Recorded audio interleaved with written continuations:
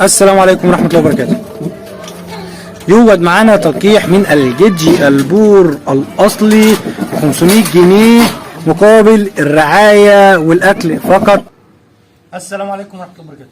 اللهم صل على محمد وعلى آل محمد كما صليت على إبراهيم وعلى آل إبراهيم.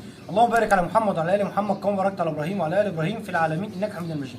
جينا في فيديو جديد من قناة يوبر أحمد بدوي. النهارده إن شاء الله هنرد على سؤال جالنا في التعليق مميز جدا. هل النتاية لو هزت ديلها تبقى عشر ولا لا؟ يعني بمعنى صح، واحد عنده نتاية هو في اعتقاده ان هي عشر، ملقحها بقالها شهر او شهرين، وجت هزت ديلها تاني، هل هي عشر ولا مش عشر؟ تمام؟ لا، هنا ادام هزت ديلها يبقى مش عشر معايا النتاية. كده هرمون بتاع المبايض فرز، بمعنى اصح بقت محتاجه للعشاره، عايزه تتلقح.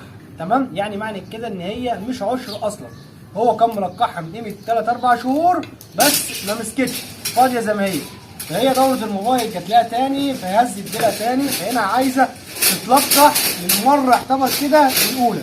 فهي ممكن برضو في المره دي تمسك وما تمسكش، لو مسكت هتهز ديلها تاني خلاص، لو ما مسكتش هتهز ديلها بعد شهر 2 بعد 17 يوم على ما حسب ما يكون صحتها حلوه ونسبه المبايض عندها نشطه، فهتهز ديلها في اسرع وقت. وطبعا زي ما احنا عارفين الجدي بيحفز النتايه على الموضوع ده، يعني بمعنى صح لو مفيش تيس في المكان صعب ان النتايه تهز ديلها، لما يكون في تيس في قلب المكان على طول بتبقى متحفزه للمشوار اللي هي تهز ديلها في اسرع وقت. يعني ممكن في خلال 17 يوم بالظبط تهز ديلها، ما مسكتش في خلال 17 يوم تاني تهز ديلها، عكس ما يكون مفيش تيس ممكن تقعد 3 شهور 4 شهور عبل ما تهز ديلها. وطول ما النتايه بترضع ووراها عيال ما بتفكرش في الموضوع ده، فانت لو عايزها تمسك مثلا او عايزه تلقح فبتعزل عنها عيالها فتره 3 4 ايام وبتسيبها مع التيس، فهنا بتشتغل معاك بسرعه وممكن ترجعها لعيالها تاني.